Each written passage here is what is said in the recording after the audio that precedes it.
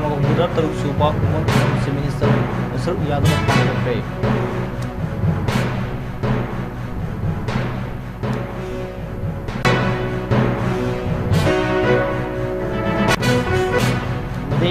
नोंपोक Sion अपुनबा loaf अमदे यारीपोक की मियामना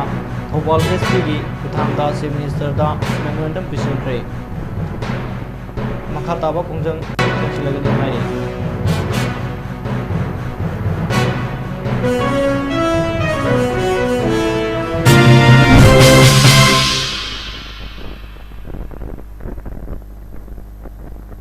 ma'am खुरमजरे north window TV नुमिदांग खुदिंग संदोक्सरिबा मणिपुर में तारीख पुनपुर थोसमा सन तारा नोसरी हुजिक पाव मचा खाइना पिजरी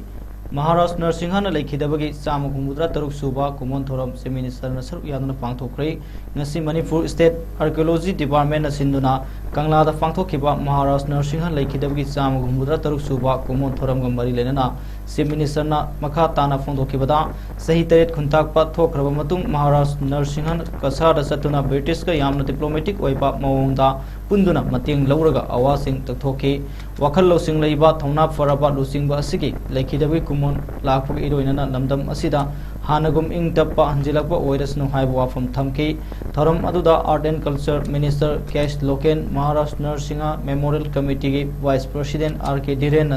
चिंबा सरुक याखे लोनना महाराष्ट्र नरसिंह की समाधिदा चीफ मिनिस्टर ना लुचिंगदुना लैसु कटकी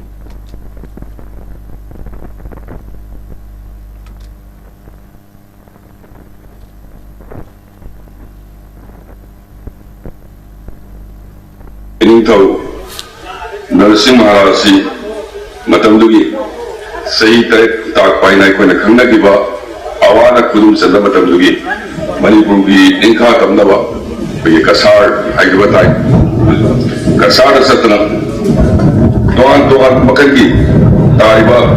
मणिपुरी प्रजा सिंह खोजल लगा यामना डिप्लोमेटिक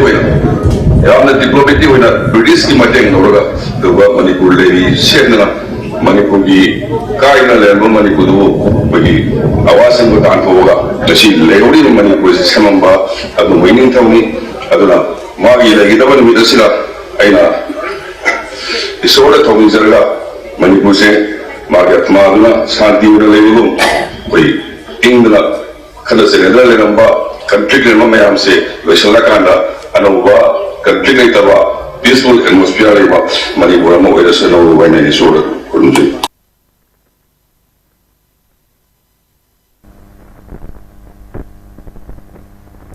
नोंपोक सायंग अपुनबलोफ अमदे यारीफो की मियामना थौबाल एसपी की खुथांगदा चीफ मिनिस्टर दा मेमोरेंडम पिसिनख्रे मखा ताबा खुंजंग चंसिलगनि हायरे मोइरांग पुलिस स्टेशन की मनुंग सन्न लैबा ट्रोंगलौबी अवांग लैकायदा कुर्की narco terrorist सिंगना bomb कापसिलक्तुना पिकलिबा अंगांग अनिगा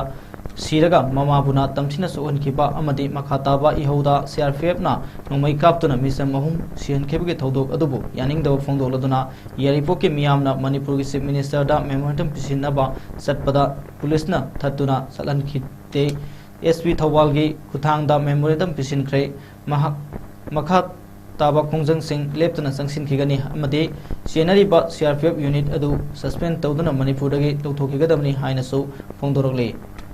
Kill us, we are coming here to die. No one can stop us. No death, no action. Take our blood, not our land. Haiba banner makada nongpok sayang apunba lofna sinduna sathakiba ngasigi memorandum pisinbagi khungsat aduda NSAL gi makada lairiba club organization maira paipe lupsing amadi atai volunteer kayana saruk yaki khungsat aduda Yairipok सिफाई लेकायदा मियाम पुल्लबा मतुंगदा यारीपोक थौबाल लंबीदा तबना चटपा हौखि खोंसत अदुना यारीपोक उहिदोम लेकाय संफम लेरक मसिन यौरकपदा डिस्ट्रिक्ट पुलिस थौबाल के SP Manoj Prabhakar additional SP Devendra Hijam यावना मकोक थोंबा पुलिस ऑफिसर सिंह यारीपोक अमदि थौबाल के ओजी सिंह यावना थतुना वारी सानाखि खोंसत अदु मफम अदुदगी हलक्तुना यारीपोक कैथेल फावबा अमुक लाखि मिहात्पा पुथोक्तुना सैराक पियु वी वन जस्टिस अमदि लोंग लिव मणिपुर हाइबा खोलाव कयासु लाउकी तुंगदा एसपी अमदि अतै मकोक थोंबा पुलिस ऑफिसर सिंबो यारीपो कैथेल फावबा लागहल्लबा मतुंगदा मफम अदुदा मियामना चीफ मिनिस्टर दा पिसिनगदबा मेमोरेंडम अदु एसपी मनोज प्रभाकर दा खुसिनदुना मियामना पेंदब कया एसपी दा पाउदमखी मेमोरेंडम पिसिलबा मतुंगदा NSAL गी प्रेसिडेंट आनंद लाइसमना पाउमीसिंगदा फोंदोखिबदा ngasi NSAL na sinduna yaripok maikai gi club organization maira paibi lupsing amadi volunteer kaya galuna sem minister ta memorandum piduna wari sananaba haiduna khongsat asi pangthokpani adumakpu SP Thawalna curfew lei haiduna thingba pirakpadagi SP bu yaripok kaithel fawba lakpiu haiduna memorandum asi SP gi kuthangda sem minister da pisinbani mahakna hai अखोई सिब गाइदुना लेरगद्रा तुमलिंगैदा cookie terrorist सिंगना pome पापसिंदुना पिकलिबा अंगांग अनि हाटखिबा अमदि ममाबुना सोकनखिबा मदुगी मखा तारकपदा मियामगी इहुदा CRPF ना नोमै कापतुना मिसम अहुम सियनखिबा असिगुम्बा अखोई सिब गाइरगा इहौ हौबगी महुत्ता अखोइबु हतोपिरो नत्रगा pull-up फाजिनबिरो थेंगनबा याबा थेंगनरगे हाइना ngasi मियाम होरकपने मेरा पाइबी club organisation सेंगे इसिनाव मयाम वखल पुनिंग हंथबिगनु अखोई हनबा लेतना मखाताना खोंजंग सिंग लेतना संगसिन खिगनी हाइनसु आनंद लाइश्रमना फोंदोखे यारिपोक अपुनबा मैरा पाइबी लुपकी secretary मतौलेबी माइबमना हाइखिबदा अखोईगी हौजिक ओइरिबा film असि मामा मसा तुमिनबा फावबा सेफ ओइद्रे मसी लेंगांगना ओइहंदबनी लेंगांगना अखोईबु ngakpi senbiba ngamdre aduna अखोई मैतै मसा सिंग पुन्ना थोपिरकलो अखोई इसाना इसाबु ngaksa senjanaba natana अतैना कनानासु लेट्रे स्टेट अमदि सेंटर द पालिबा बीजेपी की डबल इंजिन लेंगा अनिशिना अखोईबु नोमा कांगदना इखेंग तहालिबा असि अथुबा मतमद लेपियु लेप्तबा तारगदि मणिपुर की अरोइबा इहौ खोंजंग अदु लाक्लबदा अखोईबु कनामतना थिंगबा ngamloi अथुबा मतमदा मिहातपसिंग पुथोक्तुना चैराक पियु अदुगा सेनरिबा CRPF पर्सनल सिंग खुदक्ता सस्पेंड तौदुना मखोइबु मणिपुर की लेमाइदगी हलनखिगदबनि हाइबा वफम थमखे अखोइना ngasi नोपोंसांग अपुनबलु नसिलगा यारिपोक्ता लेरिबा क्लब मैरा पाइबी अमदि यूथ सिंगी ओइबा अखोइना तसेंगना अखोइना सिंजबदी चीफ मिनिस्टर की ऑफिस ता हाइगलगा मेमोरेंडम अम पिसलगा अखोइ हलकेना खनबनी अदुगा चीफ मिनिस्टर का जो वारी सानरगा अदुबु कर्फ्यू लेबना मरम ओरगा यारिपोक अखोइ की थवाल डिस्ट्रिक्ट की SP दा थिंगकपदगी अखोइना यारिपोक की सॉरी थवाल की SP जे यारिपोक्ता लाकपिरो ना हायरगा अखोइना रैली मचा मचा लब मतुंगदा अखोइ की मेमोरेंडम जे थवाल की SP की थ्रू दा चीफ मिनिस्टर दा योहनबियो हाइदुना अखोइना सिनगरे लोइना लोइना ना अखोइना ngasi मेमोरेंडम गा लोइना लोइना रिलीशन लिप जिमरोइना हंदक अंगांग अनि तुमिंगैदा कुकी की टेररिस्ट सिंगना नोमै काप बॉम्ब कापसलक्तुना सीगिबा ममा बसोलकपा अदुगी इहौदगी अखोइ की यूथ सिंगना चंगजलुबदा CRP सिंगना नोमै क्लोज रेंदा नम्मगा कापगा हाटखिबदा मी अहुमक सीगिबा अदुगी मतंगदा अखोइना सिंजबा रैली लोइना लोइना अखोइगी मेमोरेंडम पिसनबा होनबनी मरुइना अखोइना सिदा हाइनिंगिजे अखोइ सुम सीबजे सुम गाइरदरा सुम सीब खुदिंगी इरांग थोकपगी सुम हिसाबता लेरे अदुना अखोइ सीब गाइबगी मोता अखोइजी हाटपिरो नत्रगना अखोइ कइगुंबा हातबा तारगदि अखोइ मफम हमदा थाजनबिरो अदुगा अखोइ थेंगनबे आबा थेंगनरगे हाइना अखोइ यारिपोक्ता लेरिबा क्लब मैरा पाइबी नहा सिंजे अखोइ थोकसरकपनि ता सेंगना मरमदे अखोइ सीब किरते सुम कुकीना हापा गाइगदे अखोइगी सरुक्ति अखोइ थोगा अंगमबा लांथेंगनबो ओइरो गोमेनबो थुगाइबो ओइरो अखोइ तौवे आबा थपकतो तौरगेना थोलकपनि अदुबु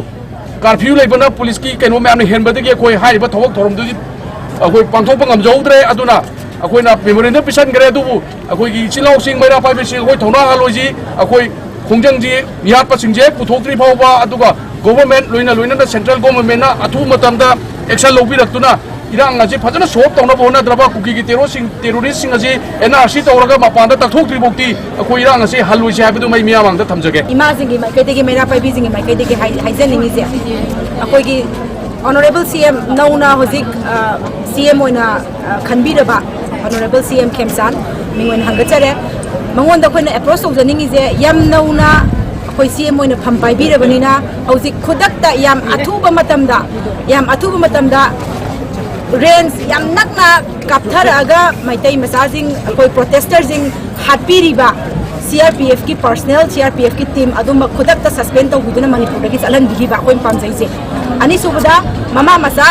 मसा फमुंग तुमगा लैबदा सेफ ओइद्रबा इमा इसा पुन्ना हिमिन्नबदा अखोइगी मदुगी चप चाबा सिक्युरिटी दे फंगद्रबा अखोइ मैतै मसाजिंग दे कदौदना हुजिपोक लैबिरिगे मयाम लोइ थोकपिरो हुजिक मैतै मसा मसेन अखोइ मैतै न कंदरा अतोप जाति न कनबंगा मोय मसिम अखोइ थमजनिगी अखोइना सेफ ओइद्रिबजे अखोइ लेंगांग सेफ ओहेंदबनी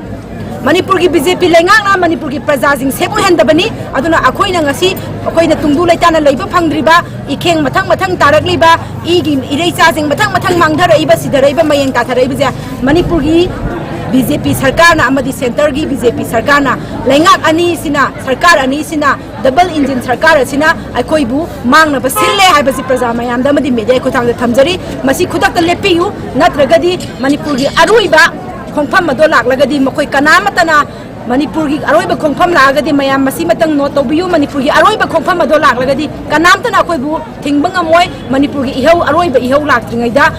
मिहात पजिंग पुथोकपियु अथुब मतमदा दंडी पियु सीआरपीएफ पर्सनल सिंग खुदक असी मक्तदा मखोय सस्पेंड तौबिदना मणिपुर की लैमाइदा लहनबिरनु हाइबसे मीडिया खुथांग थमजरी बीएसएफ जवान मिथुन मंडल के मफमदा स्टेट के थाकता इकाई खुनबा उठख्रे उखुल डिस्ट्रिक्ट की लितान पुलिस स्टेशन कोनबा मफमदा नगा खुल तमना कुकी खुलाई पाइबा सिंगना नोंमै कापसिलकपदगी नगा विलेज वॉलंटियर ना हंदुना खुद थोकनाबदा मनाक नकपदा ड्यूटी तौदुना लैबा बीएसएफ की जवान मिथुन मंडल दा हाइदोरकपा मरुना पानबदगी लैखिदबनी ngasi बीर टिकेंद्रजे इंटरनेशनल एयरपोर्ट ता मिथुन मंडल की थवाई याउद्रबा हक्सांगदा चीफ मिनिस्टर युमनाम खेमसान याउना अतई ऑफिशियल सिंगसु सरुक यादुना स्टेट के थाकता इकाई खुनबा उठख्रे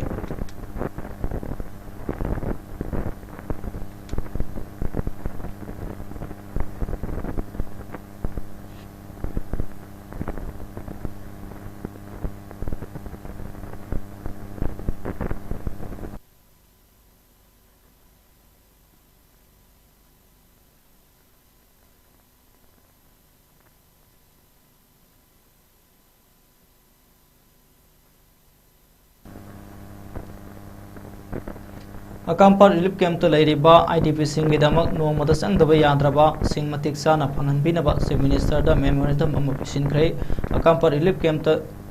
की कन्वेनर एम समानंद सिंहना होयेकपिदना पिसिनखिबा मेमोरेंडम अदुदा रिलीफ कैंप अदुदा मतिक साबा हाइजीन ओइबा इसिंग फंगनबिनबा नुपि सिंगी privacy ngangnabagidamak separate toilet amadi bathroom thambinaba solar street lamp installation tawbinaba electrical wiring sing repair tawbinaba student singda financial support pibinaba wafam kaya yauri loyna athubada mityeng changbiduna relief camp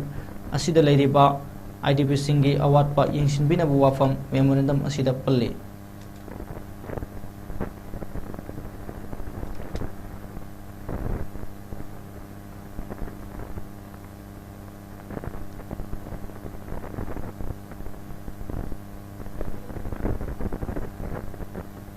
वाबगाई केंद्र की मनुंग शन लैबा हंगुल अमदे नाखाफाट की मियामदा सानबुंग अमदे इदिगा ओइनबा केंद्र असिगी ex MLA MD Fazlur Rahim नंगसे हंगुलदा लौ संगम अमा मखाई चावबा लम अमा कथोपगा लोनना मरि लेनबा सेचांग सिंह मियामदा खुसिनग्रे हंगुल कम्युनिटी हॉल दा पांगथोकपा मियामगी मिफम एमपीसीसी की ट्रेजरर की थौसु पूरीबा एक्स एमएलए फजलुर रहीम सानबुंग अमदी इदिगा ओइनबा कथोकलिबा लम अदु क्लब अहुम हाइबदी Hangul social youth action committee नाखाफाट यूथ डेवलपमेंट एसोसिएशन अमदी हंगुल मुस्लिम यूथ कमिटी लोना जियामुल उलामा ई हंगुलना सिजनबदा महाकी करिगुंबा अयतपा अमत लैत्रे हाइना मसागी कुयेक पीख्रे लोना एक्स एमएलए अमदी मियाम अदुना मियाम की दमकता कथोलबा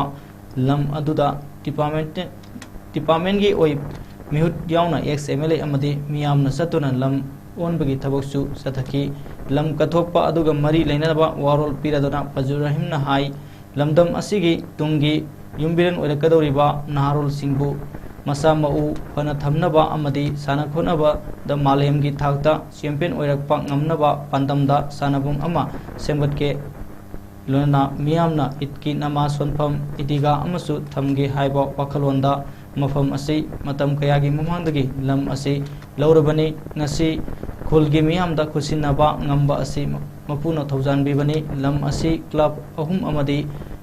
जियामतुल उलामा ई हंगुलना मियामगी दमक्ता सिनबदा अयतपा अमत लैत्रे हाइनसु इसागी खुयक पीख्रे नहारुल सिंहना सानबुंग असिदा सानादुना मालेमगी थाकता पांथोकपा चैंपियनशिप कयादा गोल लौरक्तुना मणिपुर इमा लेबाकी मिंगसेट पुरकपा ngamba ओइरसनु सानारोय कया थोलक लगनी हाइबगी थाजबा लई हाइखे Hangul Nakafat Youth and Senior Citizen gi Lusingba amasu oiriba social activist SK Wazid Sahana Fongdokhibada Haukiba Sahi Tarahumdogi Mamangdagi Hairiba Mafum asida sanabung amadi idiga ama thamnaba khulgi ahal singna kanna wanaduna lakhibani adubu kendra asigi ex MLA MD Fazur Rahim na ngasi mathau taba se sang sing amadi masagi khuyek piduna lau sangam ama makai kathopiramba asi hainingai leitana nungaiba pawi mafam asibo sanabung amadi idiga onthokpada mathau taba singsu ex MLA na tawgani haina thajaba pibasu pibiramle mapuna thousand birabadi lakliba it adhagi namas asi mafam asida sonba phangani haibagi thajaba leirei maram asina lam asibu kathopiriba ex MLA Fazur Rahim na tawruba kudingmaktasu mapuna thousand bibo oirasanu haiba wafamsu SK Wazid Sahana phongdokhe amadi akhapat leiba politik ani be poliba praja singi famda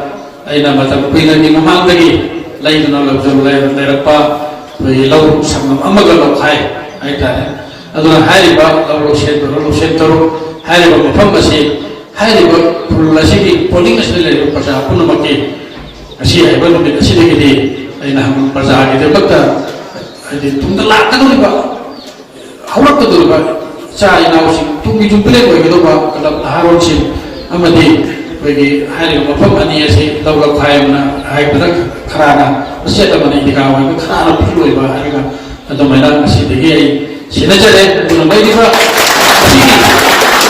sigi nasi hari musda sana dana adogi ai nama sondana hakadoi ba ini nama sondana abat pulasi sakon nama alarm semua pulau tua tu bila bahu program suara biro aduh ini apa pilih sudah so tunggu orang tu berpesa ina usin almadi tunggu jumpa orang macam sih nanti betul sih betul mana sport lah apa sih jadi ini power house ni yang kangen orang mana boleh dia tu na lain apa sih sport sih lama sih dari kita tu macam sport ni hal ini sport ni lebih sudah sport ni masih so lain bisa ina usin besar nabi tu na betul mana pergi dalam sini anggun sini amadi mana pun sini tiada sini diagi jadi pubir pubir lamsi ekoi Sahi tara humdogi matungda tuan ba mafamda ekoi diga phil asi sanana ba amasung pinana ba haidana kan hona jarakpani adugi makhata boina 36 wabaga assembly constituency gi hanna sahi tara lisang sin MLA soibiram laba aduga huju jigna ex MLA oibiriba mingona panjarabada MD Fazur Rahim aduga MPCC gi treasurer gi thawgai su pubiriba mahak masamak lengbi raktuna club ahum amadi Zametul Ulama hangul ngakafat amadi khun sida lairiba youth amadi ulmai kiram ahalaman pulap suna mifam ama pangthok matung duda hajuji ekoin uriba lepliba mafam se ekoi miyamda law sangam amaga lawkhai ase mahak masamakna khusina biramle iroinana hairiba law sangam amaga lawkhai ase gi darkar leiba documents requirement document puding maksu club ahum amadi Zametul Ulama hangulda mahak masamakna sakhi singi mamangda sign tawraga masagi khuyek kaloinana sakhi singi khuyek yawroba galoinana mahak masamakna sinabiramle makhatana sigumlaba development amasung edaga amasung sanapung asi henna mapung phaba edaga amasung sanapung ama oinaba honaba matamda honorable ex MLA Fazur Rahim 36 Wabai assembly constituency masagi oiba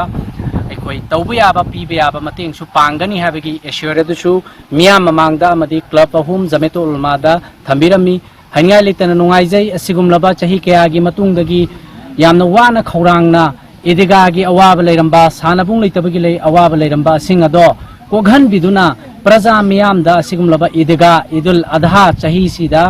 ekoi mathangi thada lakadoriba idul adha gi namaz sisu mafam asida perform tawba yabagi khudung chaba ma pibirambagi damak 36 wabaga assembly constituency ki honorable ex MLA MD Fazur Rahim bu club ahum amadi khunja singh amasung Zametul Ulama hangul gi maikei degi thamoi sengna thagat pa phongdok sari amasung makhata ba thabuk thorong khuding maktasu yamna unity oiba yamna transparency oiba mawongda aikoi khudimak thabuk tawminna gani amasung tawminna duna su lakli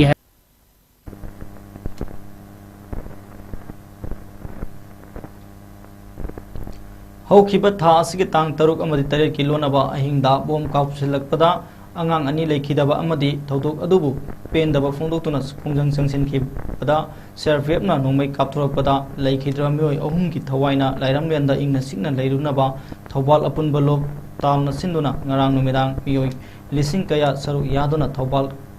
kaithelda amadi thobal okram da candle lighting gi thoram ma pangthokre National Highway 102 gi lambi paringda leptuna pangthokiba thoram aduda saru yakhiba talgi publicity secretary Sanjanbam Amurjitna phongdorakpada Kuki Singh na angang Singh adubo bom langsilaktuna hatkhraga paliba lenga asina hojik fawba tawba ngamdana leiba haibasi lenga ki asi fail oire takpani mafam aduda combing operation chathaduna Kuki militant Singh adu marufangna muthatpa yarabani adubu lengak asina miyamda amamuk haiduna leibasi lengak asi fail oibaga sab manare maram asina paliba lengak asigi CM amadi Home Minister moral ground da pham thadu haike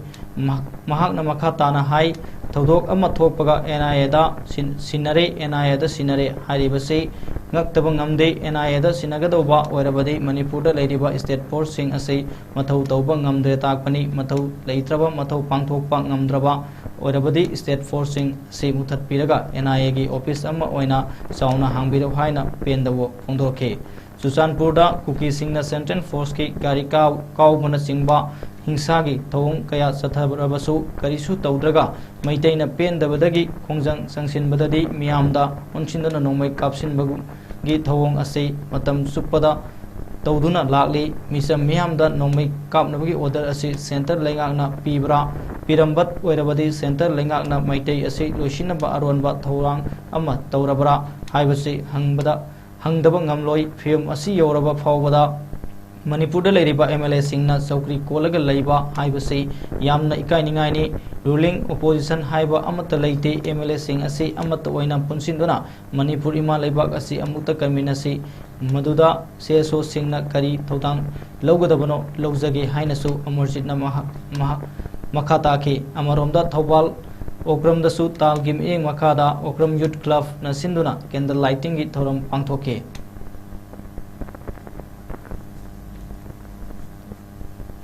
Dongawida haukiba tang taruk amadi tarik ki hingongaida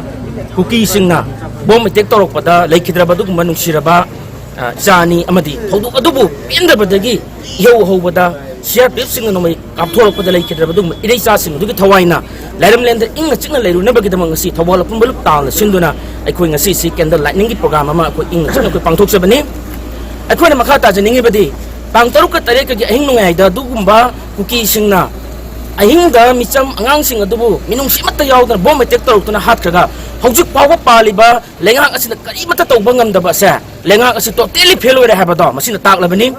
hangjaninga bade aikoi hojik lengak asina hariba jaga adu da ko complete operation chathaduna adugumba mihatpa minung simata yawda Kuki militant sing maru phangna muthatpa yarabane ba adubu makoi hojik praja singi da ngahak lerga ama hai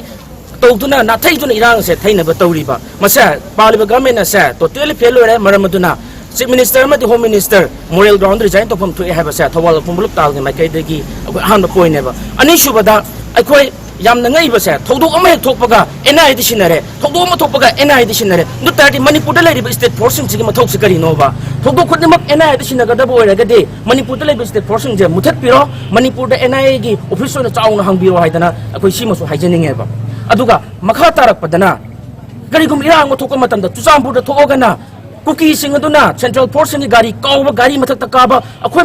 mayam loina uraba ngakte ba sidai sidana central force je tumina yeng duna leiba aduga tampakta maitaina kitang pendabadagi adugumba isa do sirabani na akhoi pendabadagi ho bane ko adugumba tanja adu ne makoi mob control to with public ta blank fair na public to onson no mai kapa masigi akhoi order sa Central government na piribra na state government na piribra masi central government na pibo oiragadi masi center na maitai ase maru pang muthat na bagi ko genocide oiba plan ama tawrabra haiba sa ko thawal pun baluk talna am hakchin lawi hari pham si yoro phawada akoi hojik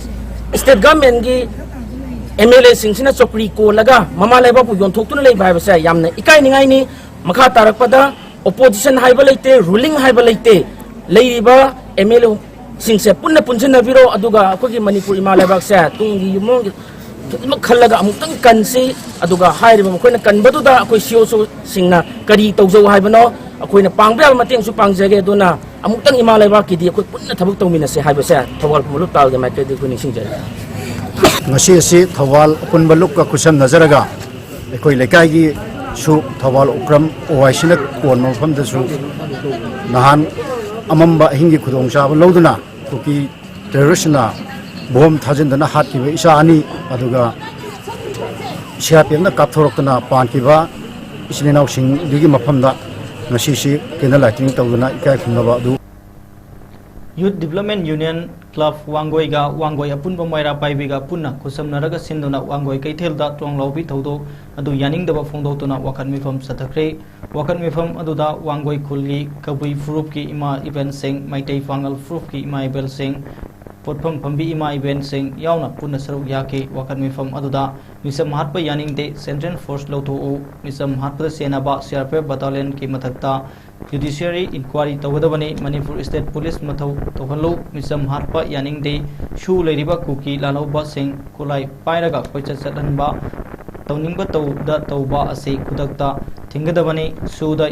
Yaudaba Singh Military Crackdown Tawadabani Tampakta Law and Order Ninchina Ngatuna Salaiba Singdana Free Thariba Ase Yahaloidabani sensitive area oina lairiba singa tainaba mafam singda state force sing thamgadabani haiba singba thaba flekat kaya spaiduna wakat mifam adu pangthoki wakat mifam adu gamari leinana Wangoi apunba maira paibigi secretary Sagol Sem Asa Laimana fondorokibada tumningai da sigadabagi saruk pudi kulai pairagal haiba haitaba kapnaba honaraga sibana hena fai nupa thokna pham pairadi nupa thokna thabak tawbiro haiba wafam sing thamke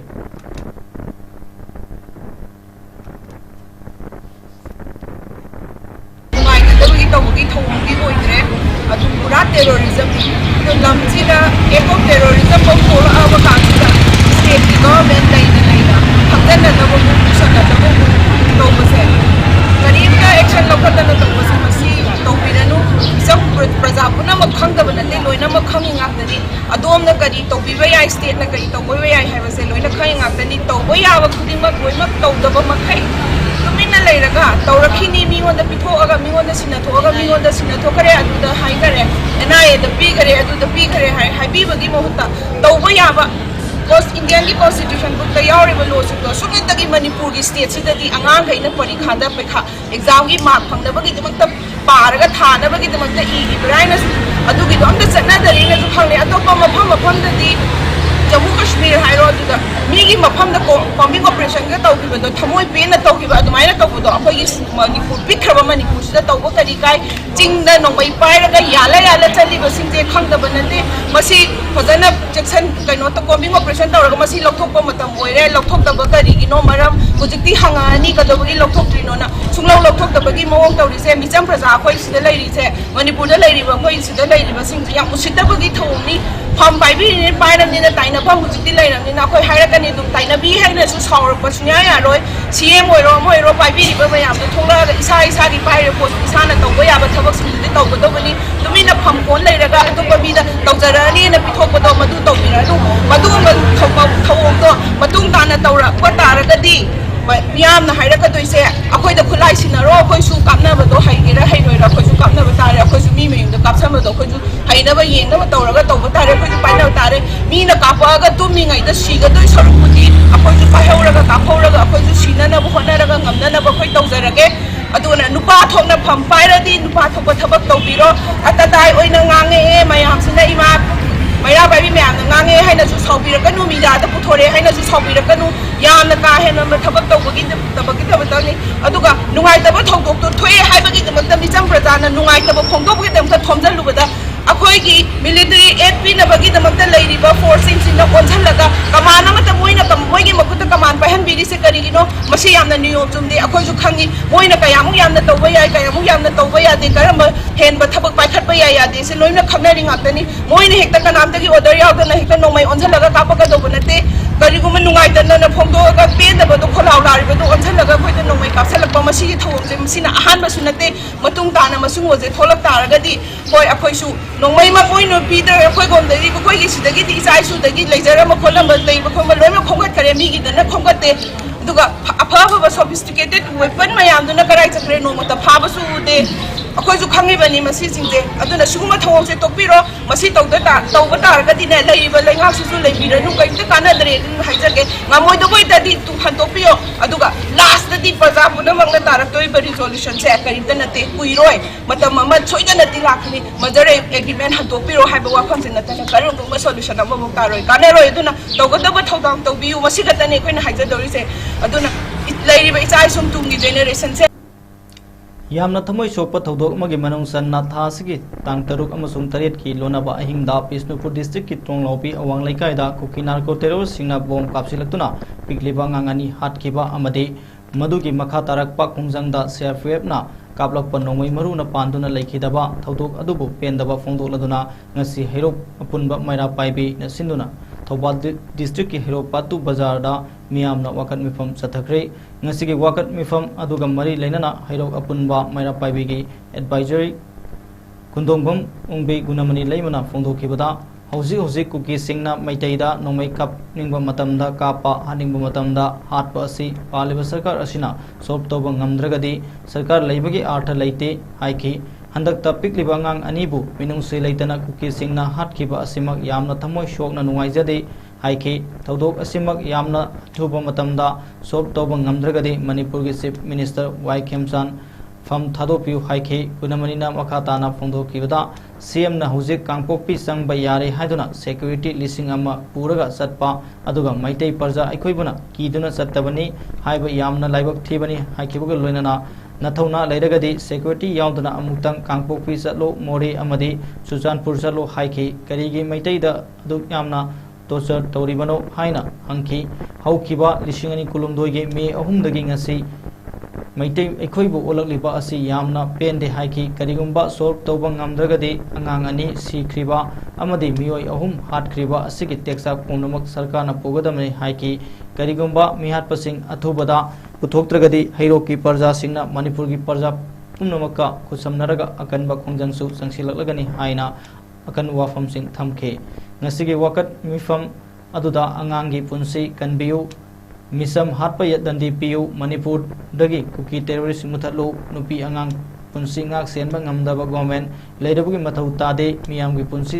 ꯁꯥ ꯉꯥꯒꯨꯝꯅ ꯍꯥꯠꯅꯤꯡꯕ ꯃꯇꯝꯗ ꯍꯥꯠꯄ ꯌꯥꯅꯤꯡꯗꯦ ꯃꯅꯤꯄꯨꯔ ꯊꯨꯒꯥꯏꯕ ꯌꯥꯔꯣꯏ ꯍꯥꯏꯅ ꯊꯥꯕ ꯄ꯭ꯂꯦꯀꯥꯔꯗꯁꯤꯡ ꯁꯤꯖꯤꯟꯅꯗꯨꯅ ꯆꯠꯊꯈꯤ ꯉꯁꯤꯒꯤ ꯃꯤꯐꯝ ꯑꯗꯨꯗ ꯇ꯭ꯔꯣꯡꯂꯥꯎꯕꯤ ꯃꯤꯍꯥꯠ ꯌꯥꯅꯤꯡꯗꯦ ꯇ꯭ꯔꯣꯡꯂꯥꯎꯕꯤ ꯃꯤꯍꯥꯠꯇ ꯆꯦꯟꯅꯕ ꯀꯨꯀꯤ ꯃꯤꯂꯤꯇꯦꯟ ꯗꯟꯗꯤ ꯄꯤꯌꯨ ꯑꯩꯈꯣꯏꯒꯤ ꯂꯩꯕꯥꯛ ꯑꯩꯈꯣꯏ ꯉꯥꯛꯆꯔꯒꯦ ꯑꯩꯈꯣꯏ ꯅꯤꯡꯇꯝꯅ ꯍꯤꯡꯍꯟꯕꯤꯌꯨ ꯍꯥꯏꯕ ꯁ꯭ꯂꯣꯒꯥꯟ ꯀꯌꯥꯁꯨ ꯂꯥꯎꯈꯤ ꯉꯁꯤꯒꯤ ꯃꯤꯐꯝ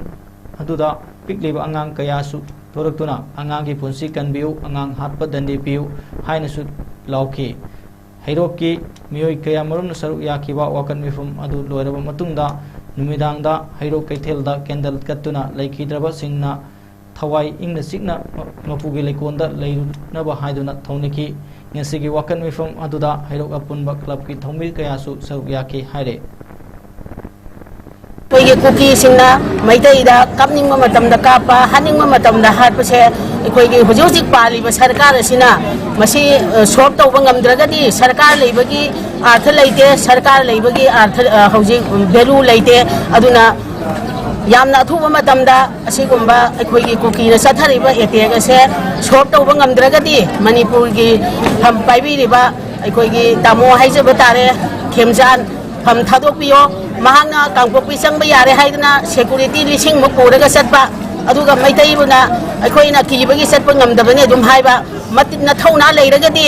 ꯅꯍꯥꯛꯁꯨ ꯁꯦꯀ꯭ꯌꯨꯔꯤꯇꯤ ꯑꯝꯇ ꯌꯥꯎꯗꯅ ꯀꯥꯡꯄꯣꯛꯄꯤ ꯆꯠꯂꯣ ꯃꯣꯔꯦ ꯆꯠꯂꯣ ꯆꯨꯔꯆꯥꯟꯄꯨꯔ ꯆꯠꯂꯣꯅ ꯀꯔꯤꯒꯤ ꯃꯩꯇꯩꯗ ꯑꯗꯨꯛ ꯌꯥꯝꯅ ꯇꯣꯔꯆꯔ ꯇꯧꯔꯤꯕꯅꯣ ꯍꯧꯈꯤꯕ 2023 ꯒꯤ ꯃꯦ 3 ꯗꯒꯤ ꯉꯁꯤ ꯃꯩꯇꯩꯕꯨ ꯑꯣꯜꯂꯛꯂꯤꯕꯁꯦ ꯑꯩꯈꯣꯏ ꯌꯥꯝꯅ ꯄꯦꯟꯗꯦ ꯑꯗꯨꯅꯅꯦ ꯑꯩꯈꯣꯏ ꯃꯌꯥꯝꯅ ꯉꯁꯤ ꯀꯔꯤꯒꯨꯝꯕ ꯁꯣꯜꯕ ꯇꯧꯕ ꯉꯝꯗ꯭ꯔꯒꯗꯤ ꯑꯩꯈꯣꯏ ꯃꯌꯥꯝ ꯑꯀꯟꯕ ꯈꯣꯡꯖꯪ ꯆꯪꯁꯤꯜꯂꯛꯀꯅꯤ ꯑꯗꯨꯒ ꯃꯁꯤꯒꯤ ꯁꯤꯔꯤꯕ ꯑꯉꯥꯡ ꯑꯅꯤ ꯑꯃꯗꯤ ꯃꯤꯑꯣꯏ 3 ꯊꯋꯥꯏ ꯊꯥꯈ꯭ꯔꯤꯕꯒꯤ ꯇꯦꯛꯆꯥꯛꯇꯤ ꯉꯁꯤ ꯁꯔꯀꯥꯔ ꯑꯁꯤꯅ ꯄꯨꯒꯗꯕꯅꯤ ꯇ꯭ꯔꯣꯡꯂꯥꯎꯕꯤꯒꯤ ꯊꯧꯗꯣꯛ ꯌꯥꯅꯤꯡꯗꯕ ꯐꯣꯡꯗꯣꯛꯇꯨꯅ ꯅꯨꯡꯕ꯭ꯔꯪꯗ ꯃꯩꯔꯥꯒꯤ ꯈꯣꯡꯆꯠ ꯆꯠꯈ꯭ꯔꯦ ꯀꯨꯀꯤ ꯅꯥꯔꯀꯣ ꯇꯦꯔꯣꯔꯤꯁꯁꯤꯡꯅ ꯕꯤꯁꯅꯨꯄꯨꯔ ꯗꯤꯁꯇ꯭ꯔꯤꯛꯀꯤ ꯇ꯭ꯔꯣꯡꯂꯥꯎꯕꯤ ꯑꯋꯥꯡ ꯂꯩꯀꯥꯏꯗ ꯕꯣꯝ ꯀꯥꯞꯁꯤꯜꯂꯛꯄꯗꯒꯤ ꯌꯨꯝꯗ tumduna leijaba pikliba angang ani leikidaba mamana asok apan nangkiba ki thodok adubu yamna kanna yaningdaba phongdoktuna ngarang numidang Imphal East District ki nungbrangda masing yamlaba maira paibi amadi youth singna maira gi khongset satkhre nungbrang apunba maira paibi nungbrang thungkong lairembe youth club amadi nungbrang ahal committee na sinduna nungbrang gi koibada maira khongset adu tera urok ngamukong lampak miyam pullaba matungda nungbrang masing yamlaba maira paibi amadi youth singna kholau kaya galoina release atpa hauki maira khongset aduda saruk yakhibi nungbrang apunba maira paibi ki secretary sadokpam sunita laimana phongdorakpada manipurda leiriba central forcing athubada manipurdagi halanbi ko tholiba thodok ase mipung khuding makta yamna nungaitaba thodokni maram aduna khongjang sangsilliba micham singda CRPF na nomai kapsinduna micham hatpasing thubada chairak piu haiki maira khongsat aduda manipuragi kuki narco terrorist muthatkadabani micham hatpa yaningde angang hatpa yaningde go back central force amadi manipurgi ngamphai kaiba yaroi haiba kholau singsu lauke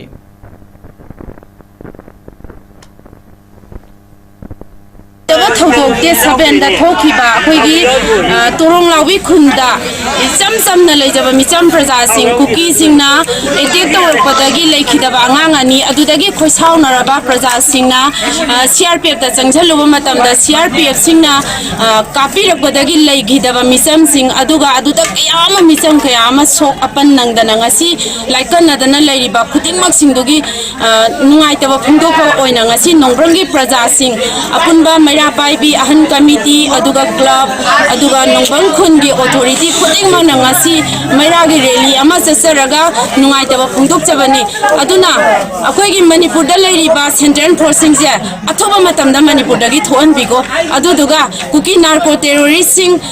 manipur da gi maru phangna muthapiu haiba wafam se ngasi gi paliba sarkar amadi center da khoi haijari aduna akoi yamna nungai te sigi thodoje matung da jo amuhana thoan bigano amuk chuk थोक्तबजु ओइहनबियु हाइबो वाफमसे थमजगे अदुगा कै CRPF सिंगा ngasi लांजदरबा Mitcham प्रजाजिंग the हलागा नोमै कासला कांदा ngasi asi ana aso apan nangalije kari marangino sarkar na to matam da miyeng tabiyu aduduga hairiba kuki narco terrorist sing je manipur dagi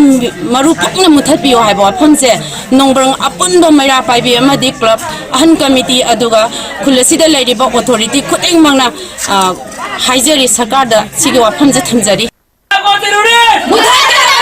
manipuri kuki narco terrorist muthapiyo Uyal apunba clubs amadi maira paibi na sindona Bisnupur district ki Tronglaubi da laiba yum amada bom kapsilakpadagi tumduna leiriba angang ani laikhidaba mamana yamna thina suan kiba thodok adubo yaningdaba phongdoktuna ngase uyal laikol lapakta miyamna wakat mifam phangfre angang hatpa yaningde misam hatpa yaningde paisaga thawaiga sinaba yaroi ikoi justice pami haina thaba placard sing sina khibga loinana kholau kaya su lauki wakan mifam aduda saruk yakhibi uyal apunba maira paibigi lusingbi tangjam rediana hungdorakpada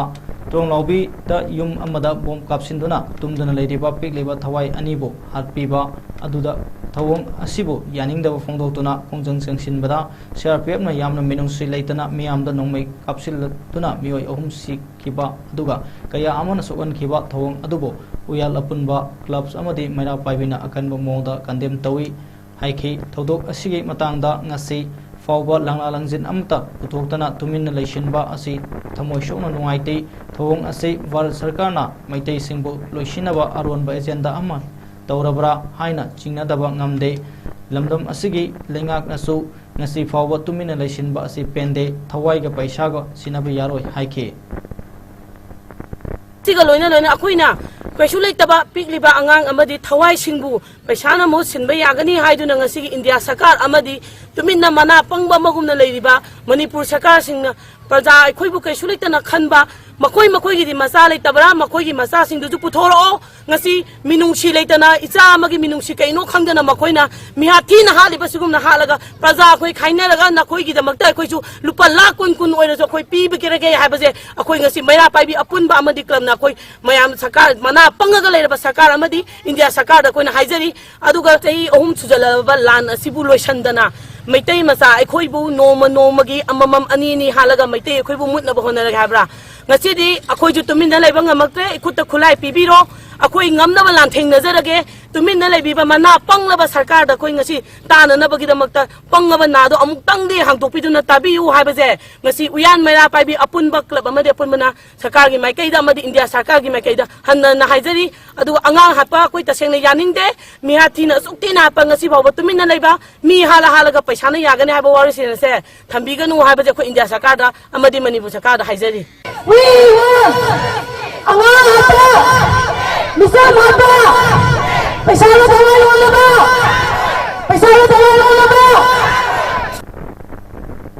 ꯍꯧꯈꯤꯕ ꯊꯥ ꯑꯁꯤꯒꯤ ꯇꯥꯡ 6 ꯑꯃꯗꯤ 8 ꯀꯤ ꯂꯣꯅꯕ ꯑꯍꯤꯡꯗ bomb ꯀꯥꯞꯁꯤꯟꯗꯨꯅ ꯑꯉꯥꯡ ꯑꯅꯤꯕꯨ ꯃꯤꯅꯨꯡꯁꯤ ꯂꯩꯇꯅ ꯇꯝꯊꯤꯅ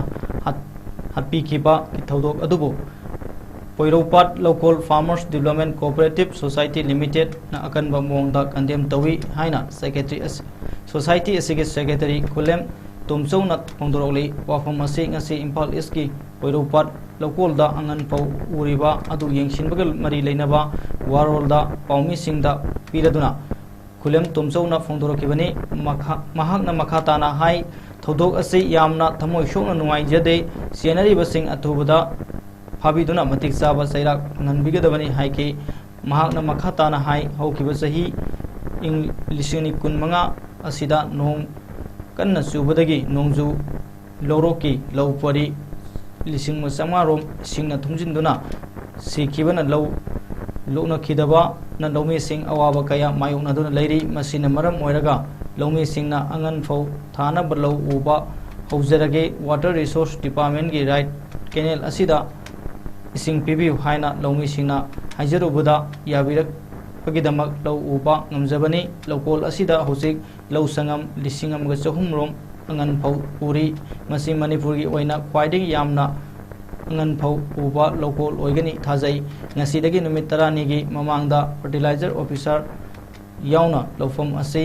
यंगसिनबिनबदा हार चाइबा मथौ तारे हाइना खंगलंबा लैखरे अदुबो लमदम असिदा हुजिक ओइरिबा फिल्म असिदा डिपार्टमेंट दगी हार लौरुबा ngमदना लैरे मरम असिना लौमी सिंगी अवाब असि खंगबिदुना खोंजंगलोई सिंगना हार फुरकपदा अयत अपन थोगनबिगनु हाइना खुलेम तोमचौना मियामदा अपील तौरखे फार्मर सिंगदा थौदोक्सिना मरम ओरगा एखोय फार्मर मयामना कंडेम तौजरी नुंगाइतबा फोंदोक्जरी फार्मर दी अखोगी लौसे अंद्रो केंद्रदा फास्ट क्रॉप से मणिपुर की मनुंग ख्वाइदगी हेन चावना तौबा अदुगुंबा अखोगी लौ की पथाप अमा अखोई अंद्रो केंद्रदा तौरी हौजिक अखोगी राइट केनियन की इसिंग से लाकांदा अखोई सिदा अखोई थिंगगा अखोई थम्मगा अखोई लौसी उजबनी लौ संगम लिसिंग अमगा चहुम की मयानी अखोई थिदोपदा अदुबु इरांगसिना मरम ओरगा अखोई होगिबा ngasiदगी नुमित 10 की ममांग 10 मा थोइनी स्वाइसिदा अखोई फर्टिलाइजर ऑफिसर याउना तामोनी मा याउना लापिरमगा अखोई हौजिपो हार यूरिया लौब ngमदना अखोई लैरे मरमदि अखोई इरांगसिना थौदोक्सि याम नुंगाइते अखोई सुंबा थौदोक्सि मोन थोक्तनबा अखोई फार्मर साइडगी कंडेम तौजरी अखोई हार सिदि मतम चाना अखोई लबुक्ता चाइहौदब यादबनीना अखोई पोरोपाट फार्मर की इंबिरगा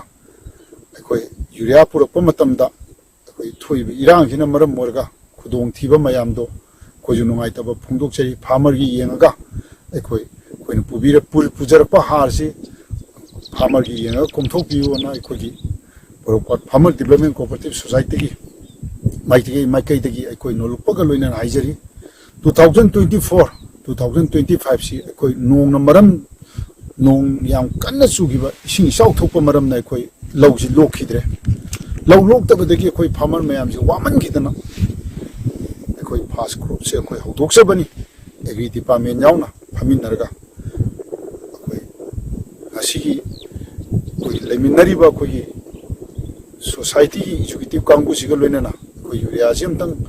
ꯆꯤꯡꯕ ꯌꯥꯕꯁꯦ ꯑꯩꯈꯣꯏꯒꯤ ꯄꯨꯔꯛꯄ ꯌꯥꯕꯁꯤꯗ ꯑꯩꯈꯣꯏꯒꯤ ꯊꯧꯗꯣꯛꯁꯤꯅ ꯃꯔꯝ ꯑꯣꯏꯔꯒ ꯑꯩꯈꯣꯏ ꯄꯨꯔꯛꯄ ꯉꯝꯗ꯭रे ꯑꯩꯈꯣꯏ ꯐꯥꯔꯃꯔꯒꯤ ꯈꯜꯂꯒ ꯑꯩꯈꯣꯏꯅ ꯄꯨꯖꯔꯛꯄ ꯌꯨꯔꯤꯌꯥꯁꯦ ꯑꯩꯈꯣꯏꯒꯤ ꯂꯝꯕꯤ ꯀꯣꯝꯊꯣꯛꯄꯤꯌꯨ ꯍꯥꯏꯗꯅ ꯃꯦꯗꯤꯌꯥꯒꯤ ꯊꯣꯡꯗ ꯅꯣꯜꯂꯛꯆꯕꯒ ꯂꯣꯏꯅꯅ ꯑꯩꯈꯣꯏ ꯍꯟꯅ Fifth Recovery United Football Tournament 2026 pangthokani toramba adu hauzik oiriba state asigi law and order gi fiamna eithokre community elegance for drug use and appropriate practice Manipur gi maikai dagi thadorpa cherol amada lakleba April gi tang 12 dagi pangthokpa hugani haina toramba adu makha taba notice amat thokchi fawba eitholagani hairiba Dongsadaba Sigidamak team member Singh supporter Amadi stakeholder Singna Waraudana Wafam Tamali Amadi tournament Adugi registration Laglibatang Taramanga Fauba Sandokre Amadi April Gitang Tatarukta fixture release Tauragani Haina Zero Asina Makatare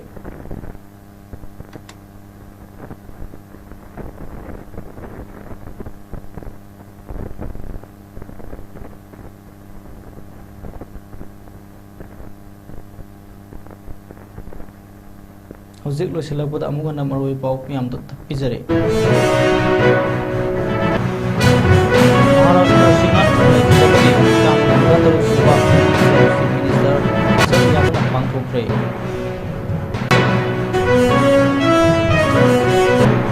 Madai Napuk Sayang Akun Balu Madai Yaripok Kimiyamna Global SP di Utangda Chief Minister da Memorandum Pisingre Makatabu Kungan Singsilagani Hairi